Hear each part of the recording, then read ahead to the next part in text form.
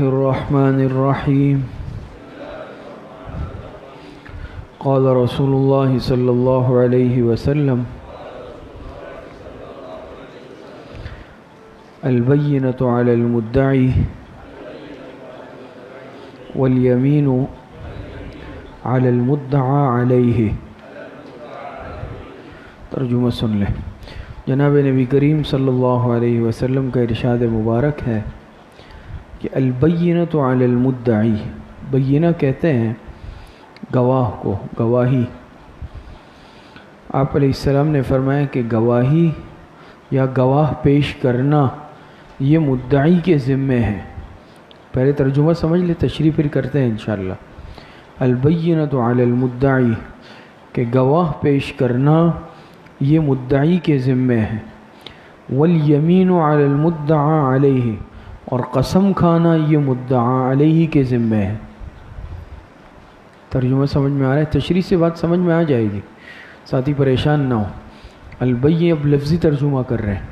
البینۃ علی المدعی، گواہ کا پیش کرنا یہ مدعی کے ذمے ہے. والیمین علی المدعی علیہ، اور قسم اٹھانا یہ مدعا علیہ کے ذمے ہے.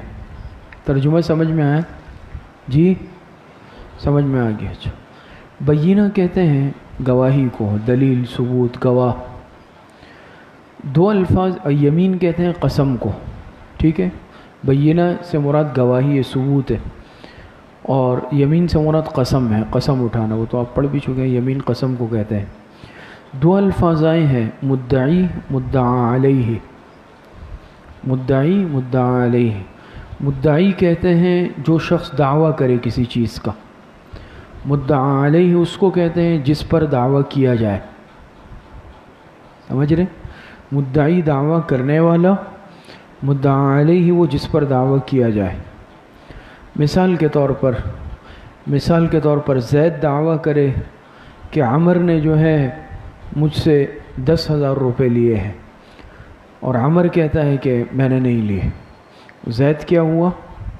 مدعی. عمر کیا ہوا؟ مدعا علیہ. سمجھ میں آ گئی؟ اور وہ جو کر رہا ہے اس کو دعویٰ کہتے ہیں. اس چیز کو، جس چیز کا وہ کر رہا ہے تقاضا، اس کو دعویٰ دعویٰ کر رہا ہے اتنے پیسوں کا، فلاں چیز کا، فلاں چیز کا، فلاں چیز کا.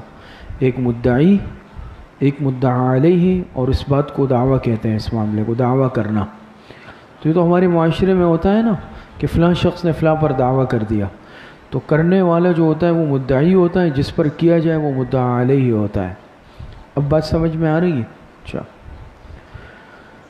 اور ایک اور روایت میں آتا ہے کہ البینۃ علی المدعی والیمین علی من انکر.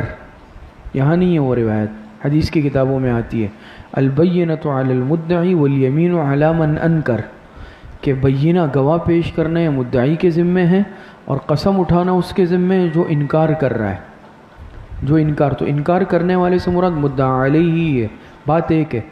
یہاں پر حدیث میں اس کو مدعا علیہ کہا گیا، اور بعض دوسری حدیثوں میں اس کو منکر کہا گیا، انکار کرنے والا. تو جو شخص دعویٰ کر رہا ہے وہ مدعی ہے، اور جس پر دعویٰ کیا جا رہا ہے یا جو انکار کر رہا ہے وہ مدعا علیہ ہے. ایک ہی بات ہے. تو اس کے ذمے کیا ہے؟ گواہ پیش کرنا، اور دوسرے کے ذمے کیا ہے؟ قسم اٹھانا. یہ سمجھے؟ اب معاملہ اس طرح ہوگا، مثال کے طور پر ایک شخص نے دوسرے پر دعویٰ کیا کہ بھئی اس نے مجھ سے یہ چیز لی ہے، اور وہ کہہ رہا ہے کہ میں نے نہیں لی. ظاہر بات ہے معاملہ عدالت جائے گا. جب عدالت جائے گا تو قاضی کیا کرے؟ یہ ایک اصول بھی ہے. یہ حدیث مبارکہ جو آپ علیہ السلام نے ارشاد فرمائی ہے نا، تو یاد رکھیں کہ یہ احناف کا باقاعدہ ایک اصول کی حیثیت رکھتا ہے کہ یہی ترتیب ہوگی. قاضی کیا کرے گا؟ پہلے مدعی سے کہے گا بھئی تم گواہ پیش کرو، 2 گواہ پیش کرو. قرآن کریم میں بھی آتا ہے نا، اللہ پاک ارشاد فرماتے وَاسْتَشْهِدُوا شَهِيدَيْنِ مِن رِّجَالِكُمْ فَإِن لَّمْ يَكُونَا رَجُلَيْنِ فَرَجُلٌ وَامْرَأَتَانِ. سمجھ میں آ رہی ہے کہ چاہیے کہ تم 2 گواہ پیش کر لو. اگر 2 گواہ پیش کر لو، مرد، 2 مرد نہیں ہے تو پھر 1 مرد اور 2 عورتیں. 2 عورتوں کی گواہی 1 مرد کے برابر ہوتی ہے. خیر، تو قاضی اس سے کہے گا کہ تم یہ دعویٰ کر رہے ہو، تم گواہ لے آؤ. اگر یہ گواہ لے آیا، پیش کر لی، اور اس نے گواہی دی، تو اس کے حق میں فیصلہ ہو جائے گا. لیکن اگر یہ گواہ پیش نہیں کر سکا، اس صورت کے اندر پھر مدعا علیہ سے قاضی کہے گا کہ اب تم قسم اٹھاؤ کہ تم سچے ہو۔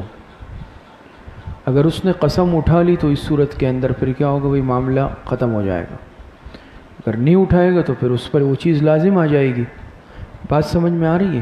لیکن ترتیب یہ ہوگی کہ پہلے اس سے گواہ طلب کیے جائیں گے، وہ قسم پہلے نہیں کھائے گا، پہلے اس سے کہا جائے گا کہ بھئی تم جاؤ گواہ لے آؤ۔ اگر پیش کر دیا ٹھیک ہے، پیش نہیں کر سکا پھر اس سے کہا جائے گا کہ اب تم قسم کھاؤ کہ تم سچے ہو۔ کھا لی تو بس قصہ ختم ہو جائے گا کہ بھئی یہ بے گناہ ہے، نہیں کھائی تو پھر ظاہری بات ہے جرم اس پر آئے گا۔ یہ بات سمجھ میں آ رہی ہے؟ تو یہاں آپ علیہ الصلوۃ والسلام نے ارشاد فرمایا کہ گواہ پیش کرنا یہ مدعی کے ذمہ لازم ہے۔ بات سمجھ میں آ رہی ہے؟ اور قسم کون کھائے گا؟ وہ مدعا علیہ کھائے گا۔ تو اس میں زیادہ تفصیلات نہیں ہے، بس ایک بات اور سمجھ لیں آخری، کہ بھئی مدعی کون ہے، مدعا علیہ کون ہے، پتہ کیسے چلے گا؟ تو یہ تو آسان ہے، عام طور پر انسان سمجھ جاتا ہے کہ بھئی میں دعویٰ کر رہا ہوں اس سے متعلق، فلاں شخص سے متعلق کہ اس نے میری یہ چیز لی ہے، وہ انکار کر رہا ہے، تو میں مدعی ہو گیا، وہ مدعا علیہ ہو گیا۔ بعض حضرات کہتے ہیں کہ بھئی جو شخص اس فیصلے کو، اس معاملے کو ختم کر سکتا ہو وہ مدعی ہوگا۔ بات سمجھ میں آ رہی ہے؟ مدعی کی نشانی کیا ہے کہ بھئی کون ان دونوں میں مدعی ہے، کون مدعا علیہ ہے؟ بعض کہتے ہیں کہ اس کی علامت یہ ہے کہ ان دونوں میں سے جو بھی اس معاملے کو ختم کر سکے، اختیار رکھتا ہو۔ میں دعویٰ کر رہا ہوں نا بھئی اس نے میری فلاں چیز لی، لیکن میں کہہ رہا ہوں چلو بھئی میں قصہ چھوڑ دو، بس میں نہیں مانگ رہا ہوں، قصہ ختم ہے، تو میں نے اس معاملے کو ختم کر لیا نا، میں مدعی ہوں۔ اور جو ختم نہ کر سکے بلکہ اس کا پیچھے کیا جائے تو وہ مدعا علیہ ہے۔ یہ بات بھی سمجھ میں آ گئی ہے؟ شاید سمجھ میں نہیں آئے کچھ ساتھیوں کو، ورنہ تو آسان ہے، مدعی اور مدعا علیہ کا اندازہ عام طور پر ہو جاتا ہے۔ یہ اس کی ایک علامت اور نشانی علماء نے، فقہاء نے بتائی ہے کہ جو شخص اس معاملے کو، اس قضیے کو ختم کرنے کا بیچ میں اختیار رکھتا ہو کہ چلے بھئی میں اس معاملے کو یہیں ختم، رفع دفع کرتا ہوں، میں اپنا مطالبہ نہیں کرتا، تو دونوں میں سے ایک ہی اس چیز کو اختیار رکھے گا نا۔ اب اگر میں اس پہ دعویٰ کر رہا ہوں تو یہ کہہ سکتا ہے کہ میں اس معاملے کو ختم کر رہا ہوں، کہیں بھئی کیسے ختم کر رہا ہوں، میری چیز ہے، لیکن میں دعویٰ بھی کر رہا ہوں یا میں کہتا ہوں کہ میں چلو ختم کر رہا ہوں تو ختم ہو جائے گا، پتہ چلا میں مدعی ہوں اور یہ مدعا علیہ ہے۔ اب سمجھ میں آئی بات؟ تو فرمایا کہ البینۃ علی المدعی، گواہ پیش کرنا یہ مدعی کے ذمے ہے، اور قسم اٹھانا یہ مدعا علیہ کے ذمے ہے۔ یہ حدیث مبارکہ ہے اور باقاعدہ احناف نے اس کو اپنا اصول بنا لیا ہے کہ یہ اصول اور قاعدہ ہوگا کہ اگر کوئی مقدمہ پیش کیا جائے تو قاضی، جج وہ مدعی سے پہلے گواہ طلب کرے گا، اگر وہ گواہ پیش کر دیے تو صحیح ہے، فیصلہ ہو جائے گا اس کے حق میں، پیش نہیں کیے تو پھر مدعا علیہ سے یا جو انکار کر رہا ہے دوسرے والے سے، اس سے کہا جائے گا کہ اب تم قسم اٹھا لو۔ یہ بات سمجھ میں آئی؟ آگے پڑھتے ہیں۔ بسم اللہ الرحمن الرحیم۔ قال رسول اللہ صلی اللہ علیہ وسلم المؤمن مرآة المؤمن والمؤمن اخو المؤمن یکف عنہ ضیعته ویحوطه من ورائه۔ ترجمہ سن لیں۔ جناب نبی کریم صلی اللہ علیہ وسلم کا ارشاد مبارک ہے کہ ایک مومن دوسرے مومن کے لیے آئینے کی مانند ہے۔ مرآت کہتے ہیں آئینہ، شیشہ جس میں انسان اپنا چہرہ دیکھتا ہے، اس کو مرآت کہتے ہیں، کہ ایک مومن دوسرے مومن کے لیے آئینے کی مانند ہے۔ آگے فرمائیں والمؤمن اخو المؤمن، ایک مومن دوسرے مومن کا بھائی ہے۔ یکف عنہ ضیعتہ، وہ اس کو نقصان سے بچاتا ہے۔ ایک ایمان والا دوسرے مسلمان کا بھائی ہے اور وہ اس کو نقصان سے بچاتا ہے۔ وَيَحُوطُهُ مِن وَرَائِهِ، اور اس کی غیر موجودگی میں اس کی حفاظت کرتا ہے۔ اس کی کیا کرتا ہے؟ حفاظت کرتا ہے۔ ترجمہ سمجھ میں آ گیا؟ پھر کیا جائے، ورنہ پھر کرتا ہوں۔ جناب نبی کریم صلی اللہ علیہ وسلم کا ارشاد مبارک ہے کہ ایک مومن دوسرے مومن کے لیے آئینے کی مانند ہے۔ والمؤمن اخو المؤمن، اور مومن دوسرے مومن کا بھائی ہے۔ یکف، کف یکف مانے روکنا، ضیع مانے نقصان۔ یکف عنہ ضیعتہ، وہ اس کو نقصان سے بچاتا ہے۔ اس کا نقصان نہیں ہونے دیتا۔ وَيَحُوتُهُ مِنْ وَرَائِهِ، يَحُوتُهُ أَنْ يَحْفَظُهُ، حفاظت کرنا، مِنْ وَرَائِهِ أي مِنْ غیبتِهِ، اس کی غیر موجودگی میں، اور وہ اس کو کیا کرتا ہے؟ اس کی حفاظت کرتا ہے، خیال رکھتا ہے اس کا، اس کی غیر حاضری میں، اس کے مال کا، اس کی عزت کا، اس کے اسباب کا، ہر چیز کا۔ ترجمہ سمجھ آیا؟ تو دیکھیں پہلا حصہ جو اس حدیث کا ہے وہ ہے المؤمن مرآۃ المؤمن، پہلے اس کو سمجھ لیں۔ جناب نبی کریم صلی اللہ علیہ وسلم نے ارشاد فرمایا کہ ایک مومن دوسرے مومن کے لیے آئینے کی مانند ہے۔ آئینہ ہوتا ہے نا جس میں انسان اپنا چہرہ دیکھتا ہے، تو ایک مسلمان کو دوسرے مسلمان کے لیے آئینہ کیوں قرار دیا؟ کیا مطلب ہے آئینے کا؟ بات سمجھ میں آ رہی ہے؟ اس کو اچھی طرح سمجھ لیں۔ علماء نے اس میں کئی اقوال لکھے ہیں اور اس میں کافی ساری باتیں ہیں کہ مرآت سے کیوں تعبیر کیا، ایک مومن دوسرے مومن کے لیے آئینے کی مانند ہے۔ بات سمجھ میں آ رہی ہے؟ جو بنیادی اسباب ہے نا وہ یہ ہے تشبیہ کی وجہ کہ جس طرح انسان آئینے میں اپنا چہرہ دیکھ کر اپنے آپ کو سنوار لیتا ہے، کیا کر لیتا ہے؟ اپنے آپ کو سنوار لیتا ہے اور اپنا عیب، اپنا نقص دور کر دیتا ہے۔ اسی طرح ایک ایمان والے کو ایسا ہونا چاہیے کہ دوسرا ایمان والا کیا کر لے، اس کو دیکھ کر وہ بھی اپنے آپ کو درست کر لے۔ بات سمجھ میں آ رہی ہے؟ وہ بھی اپنے آپ اس جیسا بننا چاہے۔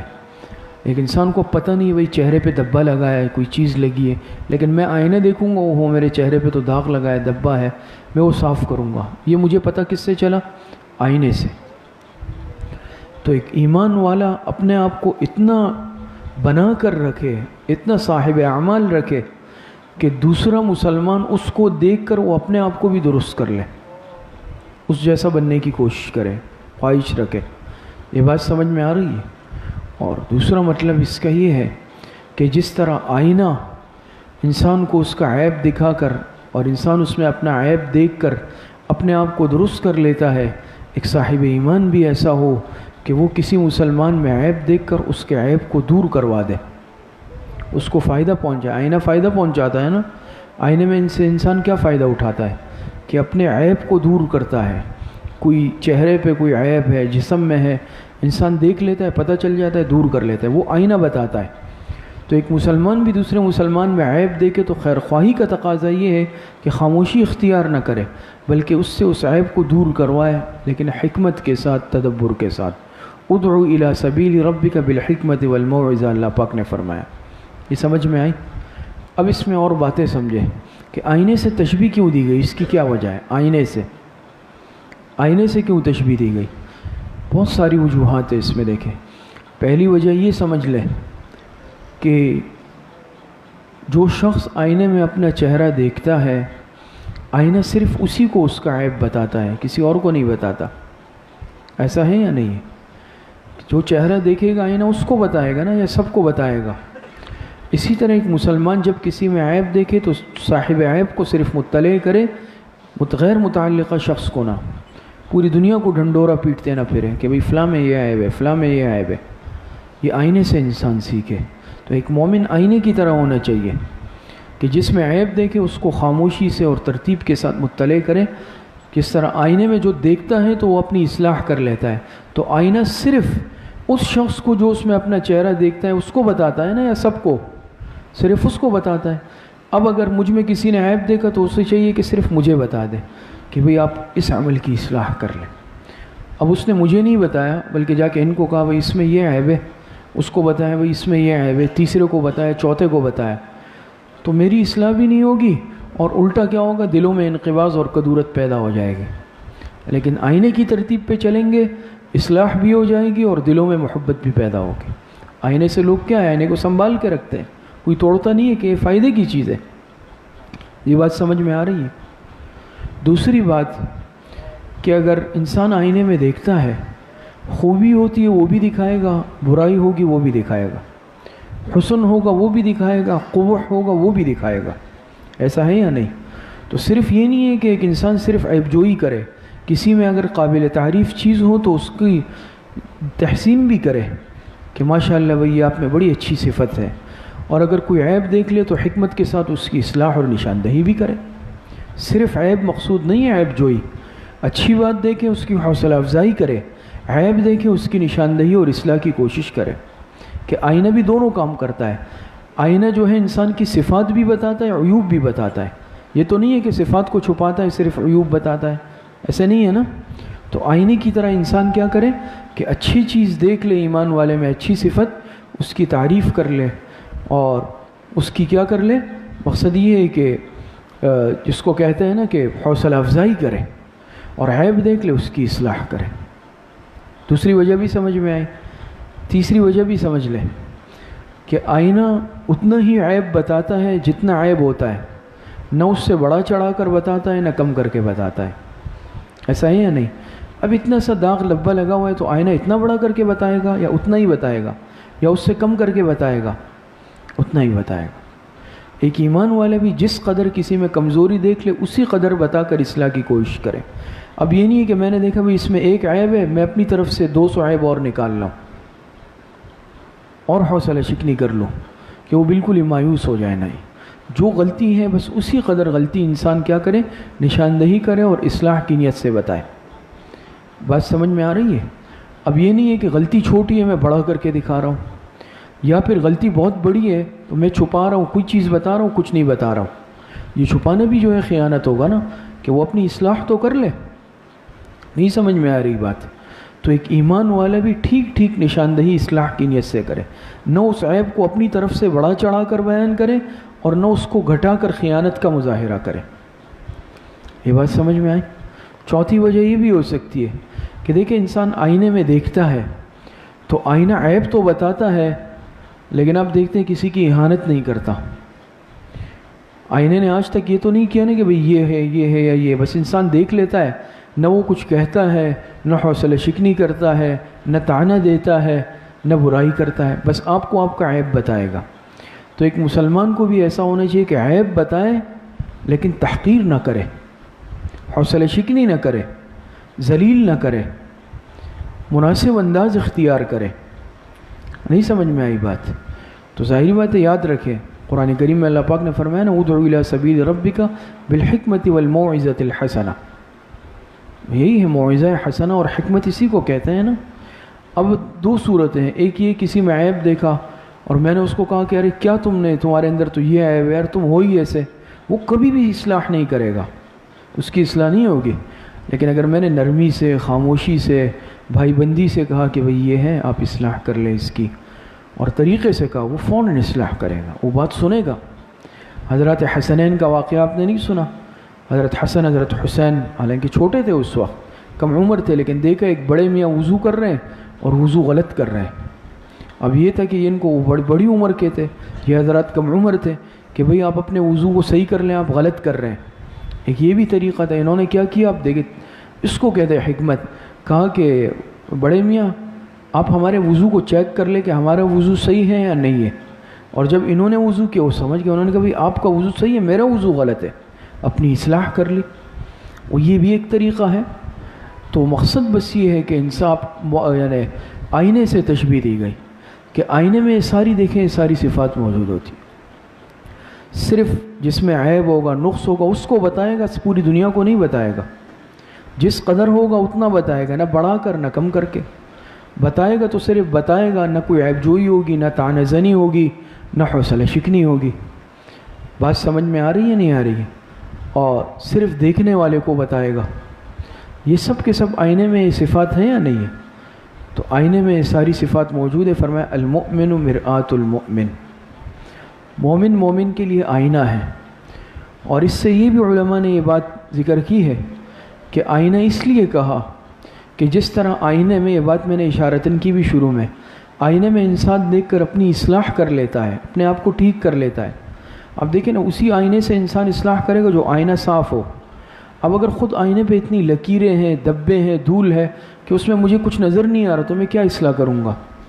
اسی مومن کو دیکھ کر دوسرا مسلمان اپنی اصلاح کر سکتا ہے جو مسلمان خود اپنی اصلاح کر چکا ہو، جو خود سر سے لے کر پیر تک اپنے ظاہر اور باطن کو درست کر چکا ہو۔ کہہ رہے بھئی اللہ والے سے تعلق جوڑے۔ اب یہ تو نہیں کہ ہر ایک سے جوڑ لے، ہر انسان سے، مجھ جیسے کمزور انسان سے تو کوئی نہیں کہہ سکتا. وہی جو خود اپنے آپ کو بنا چکا ہو اس کو دیکھ کر انسان اپنے آپ کو بنائے گا. بات سمجھ میں آ رہی ہے؟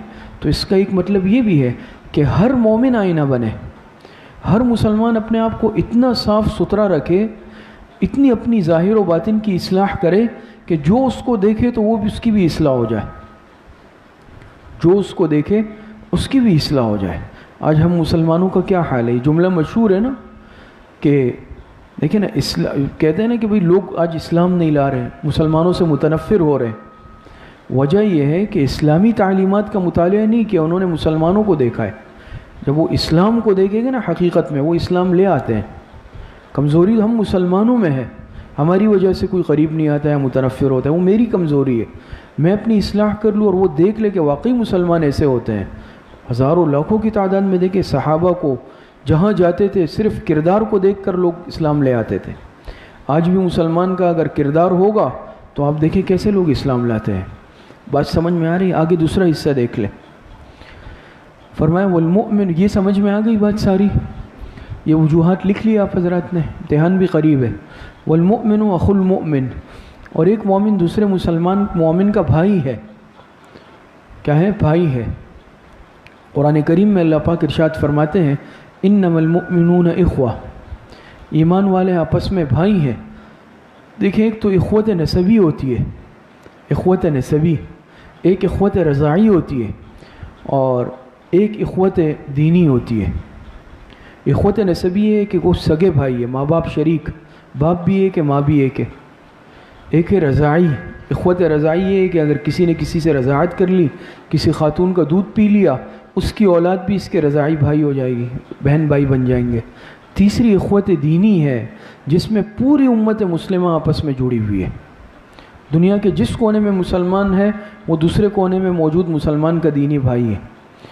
یہ اللہ پاک نے فرمایا انما المؤمنون اخوہ. جی دوسری، پہلی، تیسری اخوت دینی یا اخوت ایمانی.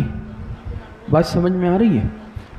اسی طرح حدیث مبارکہ میں آتا ہے، آپ علیہ السلام نے ارشاد فرمایا المسلم اخو المسلم، المسلم اخو المسلم لا یظلمہ ولا یخذلہ. اس طرح کے الفاظ آتے ہیں کہ ایک مسلمان دوسرے مسلمان کا بھائی ہے، وہ اس پر ظلم نہیں کرتا. بات سمجھ میں آ رہی ہے؟ تو ایک ایمان والا دوسرے ایمان والے کا کیا ہے؟ بھائی ہے. اسی طرح قرآن کریم میں اللہ پاک ارشاد فرماتے ہیں یا ایھا الناس انا خلقناکم من ذکر او انثی وجعلناکم شعوبا وقبائل لتعارفوا ان اکرمکم عند اللہ اتقاکم. فرمایا نا کہ ہم نے تمہیں پیدا کیا من ذکر او انثی. بات سمجھ میں آ رہی ہے؟ ہم سب کس کی اولاد ہیں؟ لیکن سب آدم علیہ السلام کی، سب کا سلسلہ ہے سب اوپر جا کے مل جاتا ہے. اب تو اگر کوئی کہتا ہے کہ بھئی میرا نسب اعلیٰ ہے، اس کا نسب ادنا ہے، میرا نسب معزز ہے، اس کا نسب عام ہے، یہ فلاں خاندان کا، یہ فلاں، یہ اپنی جگہ. لیکن اگر اوپر چلے جائیں تو یاد رکھے کہ سب جا کر حضرت آدم سے نسب مل جاتا ہے. حضرت آدم، حضرت حوا، سب ان کی اولاد ہے. اللہ پاک نے فرمایا کہ اللہ پاک نے پیدا کیا اس پوری انسانیت کو، لیکن پھر وجعلناکم شعوبا وقبائل لتعارفوا، پھر آگے اللہ پاک نے قبیلوں میں، خاندانوں میں تقسیم کر دیا.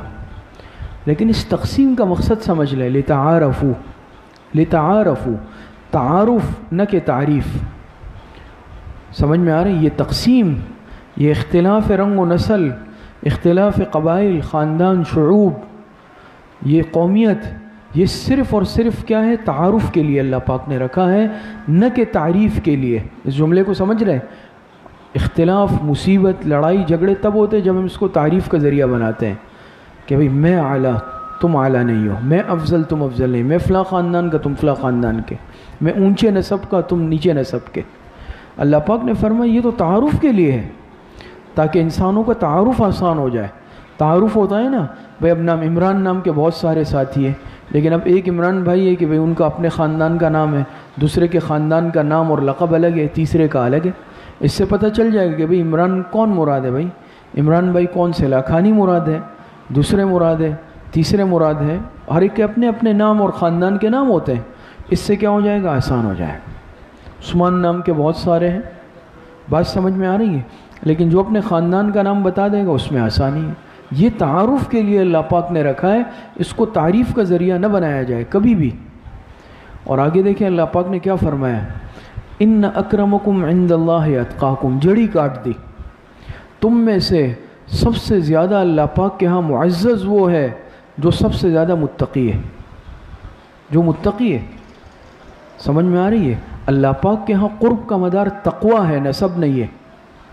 ورنہ اس کی زندہ مثال آپ دیکھ لیں کہ ابو لہب حضور علیہ السلام کے کیا تھے؟ چچا تھے، سگے چچا تھے. اور لہب کیوں کہتے ہیں؟ شعلے کو لہب کہتے ہیں. ان کا چہرہ ایسا سرخ سفید تھا جیسے آگ کا شعلہ ہوتا ہے، ایسے تھے خوبصورت سرخ سفید. لیکن تبت یدا ابی لہب و تب ان کے بارے میں نازل ہوئی یہ بد دعا.